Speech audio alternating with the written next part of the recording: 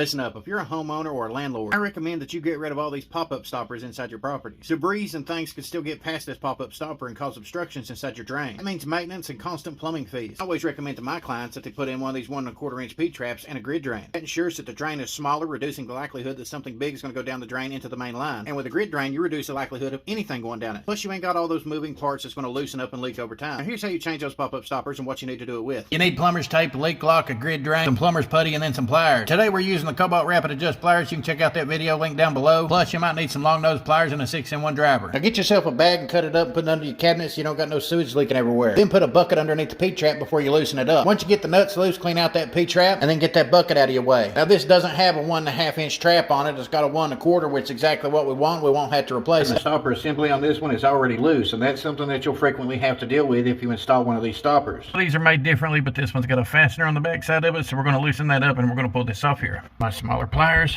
just enough to break this loose. Yours might be different in this situation. Now that that's loose, remove that push bar. And you don't have to replace the faucet in this situation. It's just got a little hole in the back, nobody will notice. Now you're going to want to break this nut loose and remove that stem. That way when you're loosening this up, it's not going to snag on your supply lines. Now grab your pliers and remove the pipe. Now we just got the rest of this assembly to remove. We're going to do that by putting our V-jaw pliers on this and breaking loose that nut. Come up top and remove that stopper. What you're looking at threads down inside the assembly below. And of course the pipe threads into that. Now sometimes you might have to pinch something in between that to hold it still while you're loosening this up. But this one's been in place for a good long time now, so I'm able to loosen it by hand without it turning loose up top. But even if it did start to loosen up a little bit, I just got to grab my pliers and then run it down inside one of those drain holes right there. And I can pry up on this and loosen it down below. And once that's broke loose, here's what it looks like. You got your seal, friction ring, and lock nut. And here's what the top side looks like. You can clearly see the old plumber's putty still stuck to it. And here's what it would have looked like assembled. Now we'll match it up against the elbow, make sure everything's got the right length. We'll go ahead and take our nut, friction ring, and seal off here. Add some leak lock to the threads and hand tighten it. Add plumber's putty around the grid drain and insert it into the hole. Stick some long nose pliers inside here to help hold this in place when you tighten it down. Add your seal, friction, washer, and lock nut. And you want to get everything started, and everything needs to go in this direction. Seal has that little hump up top. That's what's going to go inside the hole on your vanity. Red ring is your friction ring, and then you got your nut. Now tighten everything up by hand first. Push down and keep a little bit of pressure on the grid drain when you do it. The way it helps guide that seal into place where it's supposed to be. Once that's all done, you might need to stick your long nose plier down inside here, one on each end, and just kind of pinch your hand in between it to help hold it there.